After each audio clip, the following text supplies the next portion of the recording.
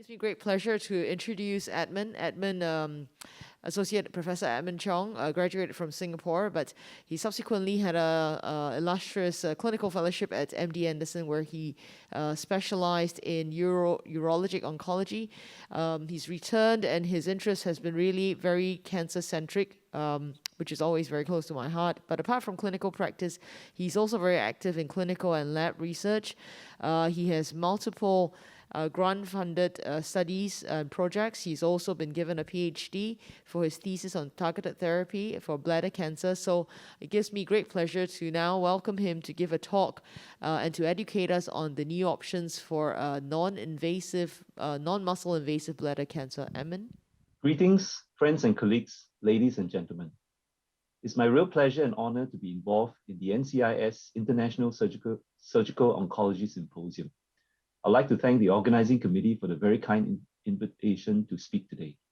My talk is entitled Challenges and New Options in the Management of Non-Muscle Invasive Bladder Cancer, NMIBC.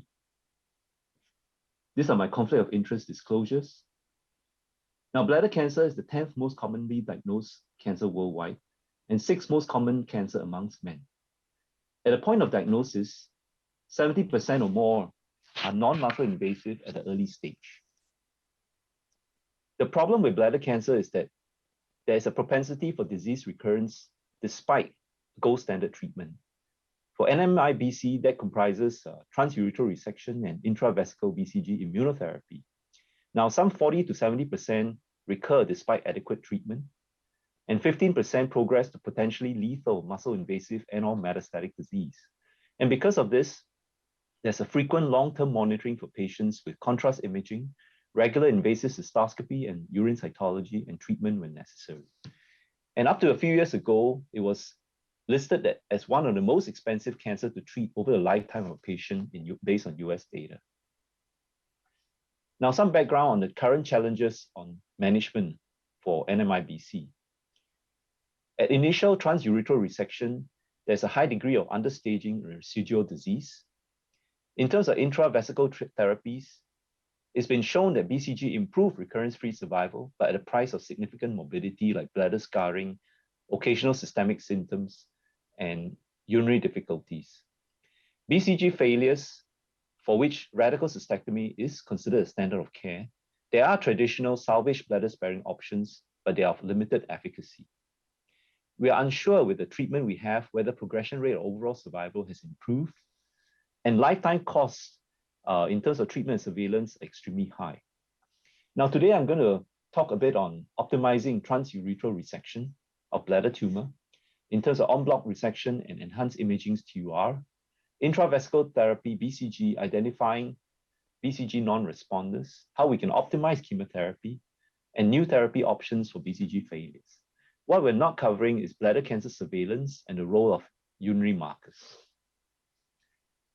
Now, in terms of optimizing transurethral resection, as you can see in the diagram, when a resectionist performs a resection with a loop, it's often thought that perhaps the tumor would not be so broad beneath the surface. However, you can see from the cartoon in tumor B that sometimes tumor can spread out in a tentacular fashion that goes beyond the margins of what we expect on the surface. And therefore, the experienced resectionist will often resect with some margin circumferentially beyond the tumor, as well as deeper as well. And it's difficult to assess the depth without, and sometimes risk perforation of the bladder. So in conventional TURBT, there is a risk of understaging and residual tumor in 30 to 60% of the time. And therefore, all major guidelines recommend for high stage, high grade tumors to consider a second resection 2 to 6 weeks after the initial one. And this summary of data in re-resection studies suggests that there is change of treatment with re-resection up to about 18% of the time. Now, the other second issue with conventional transurethral resection is the fact that it's commonly done is piecemeal resection. Now, this, of course, defies oncology principles. And you can see that when you do piecemeal resection due to the bulk of the tumor or multiple tumors, the cancer cells can float around the bladder and cause implantation to other sites. And therefore, this is one of the major postulations for recurrence of bladder cancer. So there's move into looking into en bloc resection, removing the tumor as a whole using various technology with the various loops or sharp tip electrocautery, and with water jet aided dissection to elevate the submucosal area so that we can remove the tumor intact without perforating the bladder, and of course the use of lasers. However, not all tumors may be amenable to en bloc resection, such as multiple tumors or very large tumors covering a large surface of the bladder. Now, there's been some systematic review looking at whether en bloc resection really made a difference in terms of recurrence. Unfortunately, at the short and intermediate term, based on the Flores plot, it did not show any difference yet. However, this was because QRBT is only one part of the treatment for high-risk cancers. I was fortunate to be involved in an international consensus to try to optimize and standardize the utility of en bloc resection. Now, the second part of resection, how we can optimize, is really the use of imaging. And currently, there are two common imaging used, one of which is narrowband imaging, where there is an NBI filter to filter two bands of light, and that allows the detection of the structural changes of vessels and thickened mucosa to be more prominent, such that you can see obvious tumor in brown and not so obvious flat lesions also in brown against a green background. Also, there's been a move to look into resection under NBI.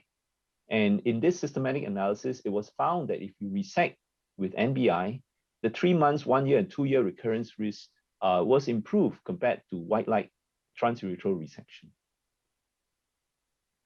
Then another common imaging is blue light cystoscopy, where intravenously the dye is injected into the system, and the and the tumor cells in the bladder will light up with fluorescent substance, as you can see in pink against a blue light cystoscopy background.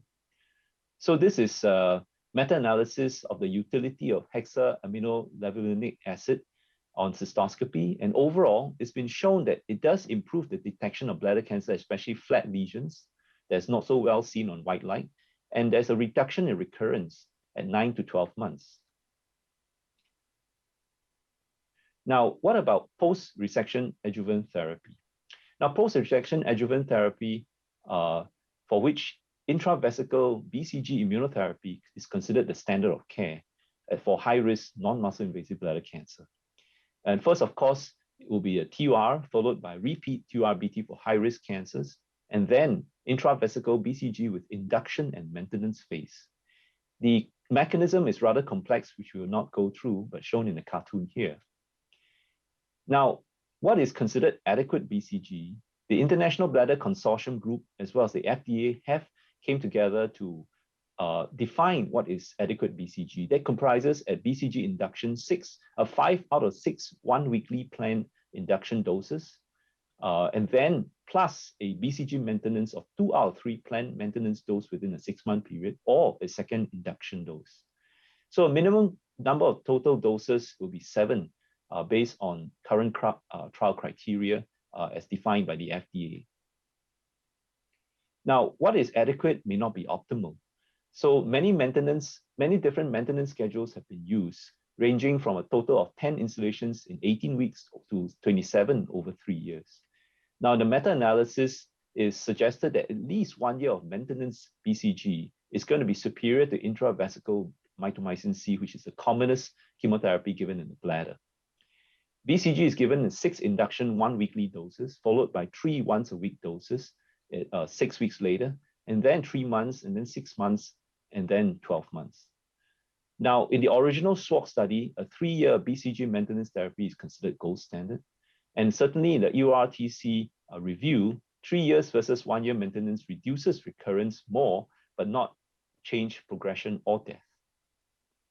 Now, what about identifying BCG non-responders?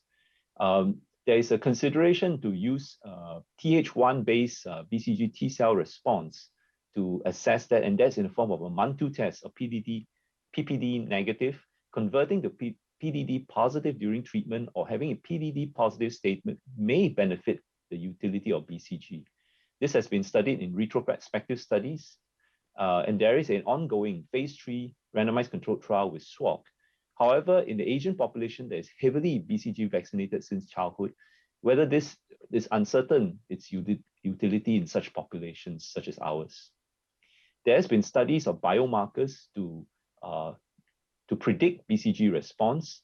Along with others, our group have also studied P53 and the utility of retinoblastoma gene to look at prediction of non-response to BCG. However, these have not been in prime time yet.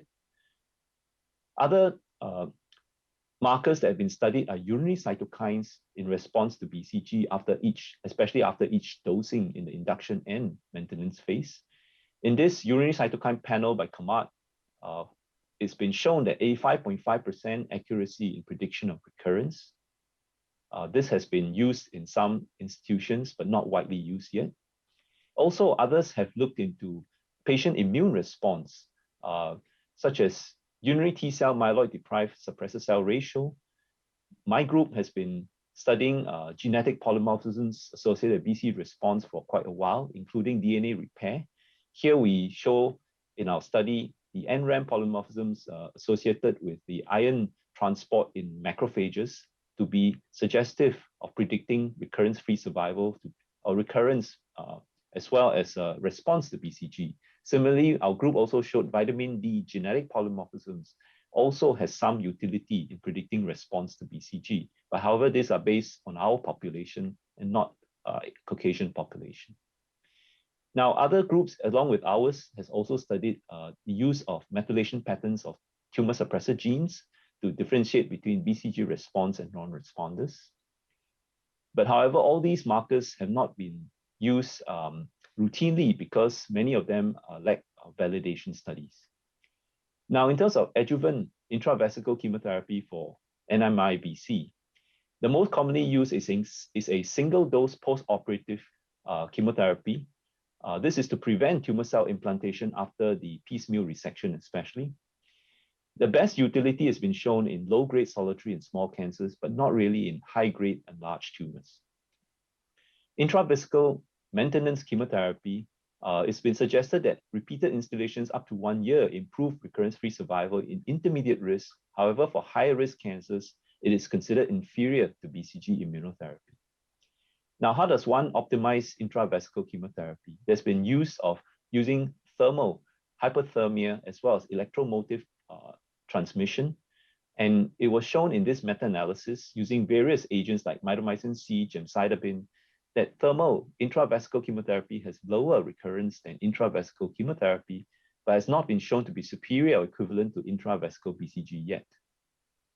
Now, my group has been studying over the last many years the utility of intravesical nanoparticle delivery of chemotherapy to bladder cancer in a preclinical. We have reached in vivo phase with animal models to show that a number of nanoparticles can help increase the dwell time in the bladder as well as the penetration into cancer cells to improve the efficacy of chemotherapy intravesically in the bladder. And we use silica nanoparticles, mucoadhesive polyacrylamide nanogel, co-delivery of 2 chemotherapy agents using mucoadhesive nanocapsules. And we have shown some utility. That was our first phase. We next have a second phase where not just delivering chemotherapy to the bladder, we want to target such that the cancer cells are the main treatment recipient rather than the normal bladder mucosa. So we attach the nanoparticles to be targeted to the known receptors in bladder cancer cells, as well as to time the delivery of the chemotherapy drug using photosensitizer agents together with the nanocarriers. Now, there's been a number of studies looking at systemic immunotherapy with checkpoint inhibitors for patients who are BCG naive, that means pre-BCG treatment, and these are still ongoing. In terms of BCG failures, when one fails BCG, there's been over the years a number of differing definitions, but recently the FDA, together with the Bladder Consortium group, stated a definition of what comprises the 4 categories of BCG failures. we focus our attention on BCG unresponsive, which is the biggest problem and the highest risk category, which includes all BCG refractory tumors up in category 1, and those who develop a high-grade or high-stage recurrence within 6 months of completion of adequate BCG exposure as defined by previously what means to be adequate by FDA, or develops carcinoma in situ within 12 months of completion of adequate BCG. Now, carcinomas in situ in bladder cancer is considered high-grade, equivalent to high-grade disease, unlike other tumors. Now, in NCCN guidelines, for BCG unresponsive, cystectomy, radical cystectomy is the preferred option. Intravesical chemotherapy has been used, but with limited efficacy, and pembrolizumab intravenously has been recently advocated for selected patients. Similarly, in the European Urology guidelines, radical cystectomy is considered the standard of care, while other bladder-sparing strategies like electromotive chemotherapy, hypothermia, and systemic immunotherapy has not reached a strong evidence rating.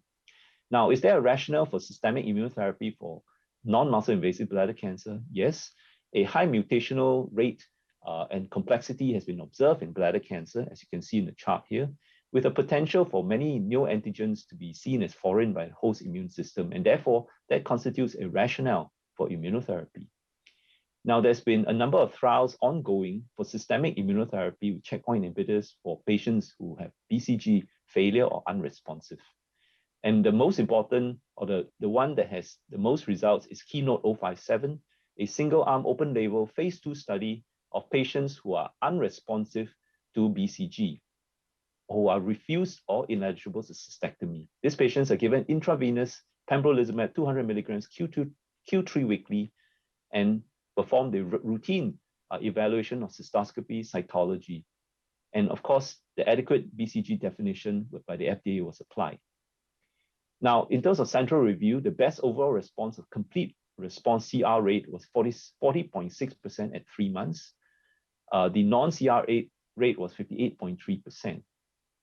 Now, in terms of those who develop complete response, the duration of response, the median duration was 16.2 months. You can see at 12 months, 56.8% still maintained their complete response. In terms of adverse events, there was treatment-related AEs at 65.7%, but grade 3 and above was 12.8%. Discontinuation due to treatment AEs was 8.8%. Now, there are also a number of novel therapy trials for BCG failures in terms of the use of vaccines, gene therapy, which we will see in a short while, targeted therapy, as well as drug delivery using nanoparticles and other therapies like thermotherapy. Now, very excitingly, I report a results of the phase 3 study of naftalopharagine firadenovec, which is Astelladrin, which is a intravesical adenoviral gene therapy of interferon alpha for the same category of BCG unresponsive NMIBC. These patients were treated intravesically every 3 months, up to 5 doses, and follow up. Now, the primary endpoint was CR, and CR at 3 months was 53.4%, and all the CRs occurred within that 3 months. In terms of, there was several categories of patients, but CIS was considered the highest risk category, followed by papillary disease with or without CIS. At 12 months, the CR rate was 24.3%, and the papillary disease was higher. Now, in terms of adverse events, serious AEs was about 1.9%. Grade 3 and above AEs was 3.8%. So basically, there was 1 sepsis, 1 syncope, and 1 hematuria, constituting the 1.9%. There was no deaths. Now, another exciting treatment is intravesical GC0070, an oncolytic adenovirus in a phase 2 trial. This is a replication-competent oncolytic adenovirus that targets the bladder tumor cells through their defective retinoblastoma pathway. Firstly, it does it replicates and kills the cells by itself and induces a chain reaction of cell killing. That's mechanism 1. Mechanism 2, it does T cell priming, and activated T cells also induce tumor cell death using the second mechanism of how this works. Now, in the same population of BCG unresponsive patients, 61 patients were studied, and the 12-month overall CR rate was 30%. There was some grade 3 adverse treatment-related AEs, 3% dysuria, 1.5% hypertension, but no grade 4 and 5 AEs. Another exciting drug on the horizon is VISTA, an antibody drug conjugate phase 3 trial of Vicinium. Now, Vicinium is a recombinant fusion protein consisting of a Pseudomonas exotoxin fused to an EpCAM, anti-EpCAM, in a humanized single-chain antibody fragment that targets EpCAM on the bladder cancer cell. 133 patients, again, the same population of BCG unresponsive ones, and at 12 months, the CR rate was 17%. It was about 40% at 3 months, as you can recall from the Keynote 057, very similarly. And in terms of grade 3 and above toxicity, it was about 4%, most commonly UTI. So another most recently reported treatment is N803 interleukin-15 superagonist antibody cytokine fusion protein, the QUILT 3.032 trial, a phase 2 to 3 clinical trial of intravesical BCG plus this treatment. This is a mutant interleukin-15 based immunostimulatory fusion protein complex that promotes proliferation and activation of the natural killer cells and CD8 plus T cells, but not regulatory T cells. So a rather complex mechanism of action. It was studied in 80 patients of the same population of BCG unresponsive. This treatment was given intravesically, 6 one-weekly induction followed by a maintenance phase. Now, the primary endpoint was also CR, but this time difference is that the CR at any time. So the CR at median follow-up at 10.7 months during reporting at ASCO GU this year was 72%. And those who achieved CR, the probability of CR maintaining CR at least at 12 months was 56%, as you can see in the chart here.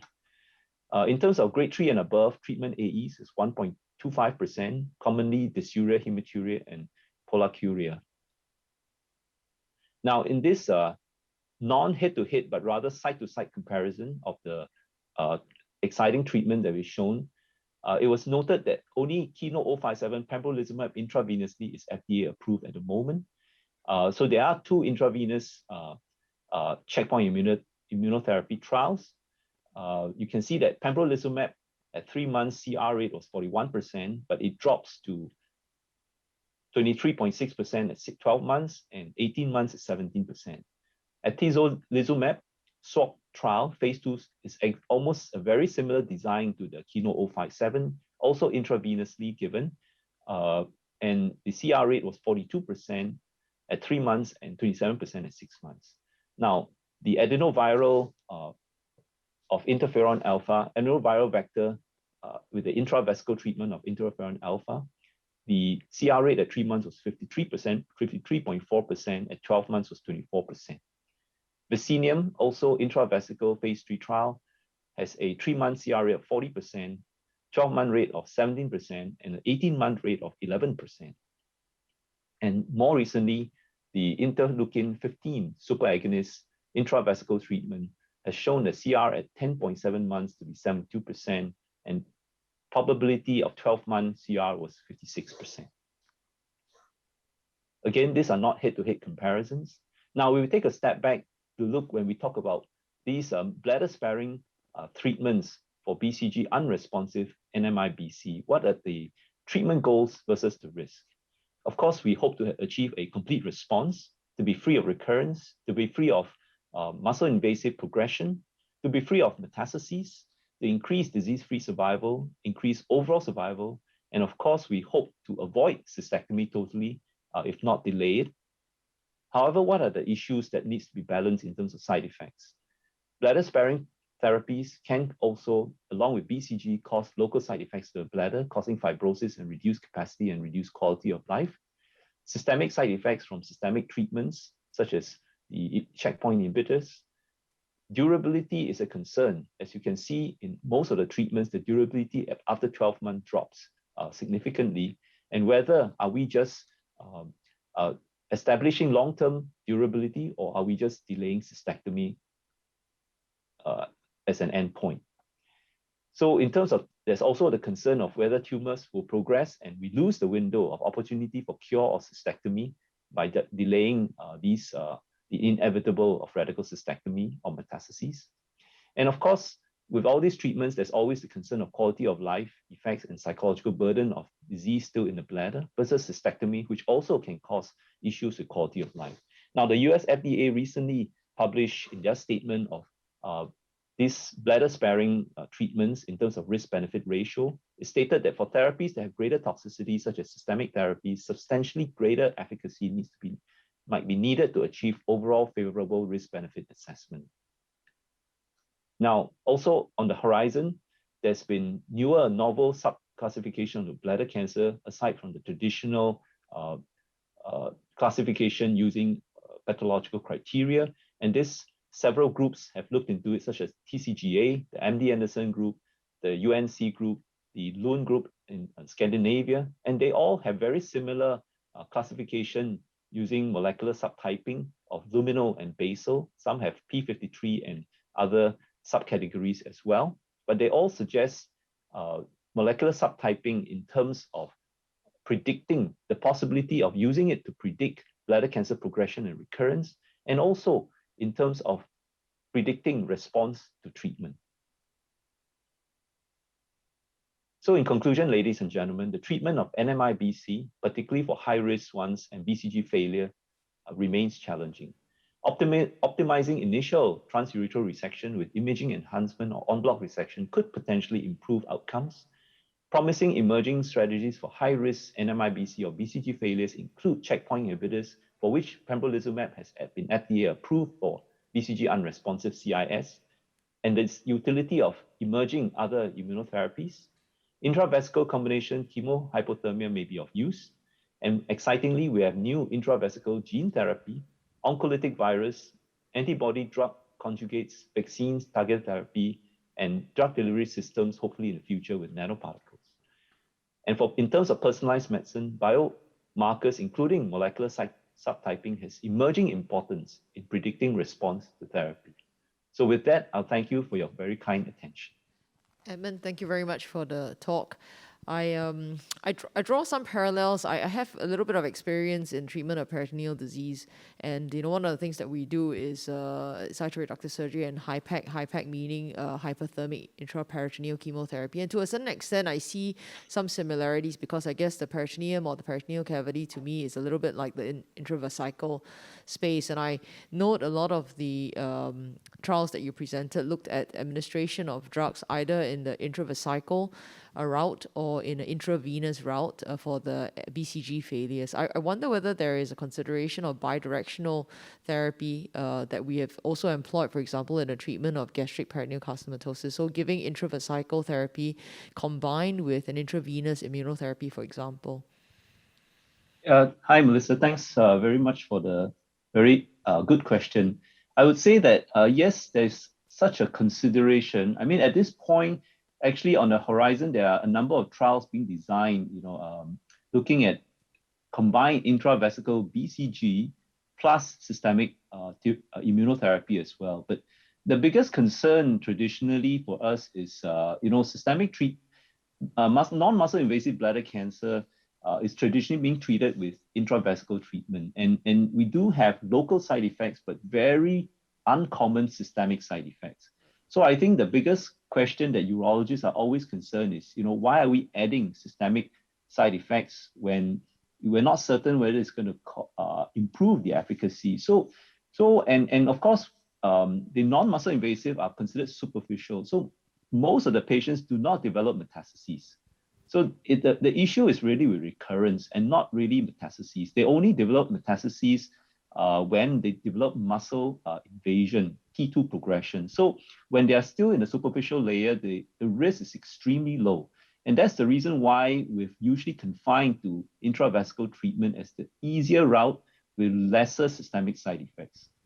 Yeah, that's interesting to know. I mean, like the patients who respond, for example, to HIPEC are the ones that have lower grade tumors, as you mentioned. Also, same with the ones with the intravesical. The ones that have higher grade tumors, even though I guess they are still non-muscle invasive, we worry about the true response rate to intravesical chemo. I guess I completely agree with you about minimizing side effects, and here we are also looking at quality of life and all that. In one of the earlier studies, when oxaliplatin was given to the patient as a HIPEC, the systemic chemotherapy was used not because of the worry about systemic metastasis, but really about whether it could potentiate the effect of that local regional therapy. So I mean, I guess, and generally just that once off, but not 6 cycles of systemic therapy, but that once off during the intravesical therapy. But yeah, some similarities there. Very interesting talk. Anyone else? Thanks. Yeah. May I ask, Prof, how long does the drug need to be retained within the bladder for it to have some kind of efficacy? I'm just asking, I'm thinking about other solid organ tumors where there's a cavity, for example, maybe the oral cavity or the gut, and whether something like that could be potentially cross-translational. Yeah, so that's a very good question. Now, the issue with you see why is BCG superior to intravesical chemotherapy is precisely the issue of dwell time.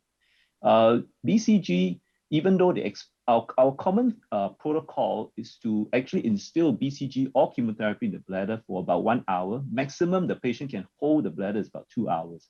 So you can imagine having a irritated substance in the bladder for a couple of hours. Many of our patients are rather elderly, and being elderly is quite hard to hold the bladder when the bladder feels irritated.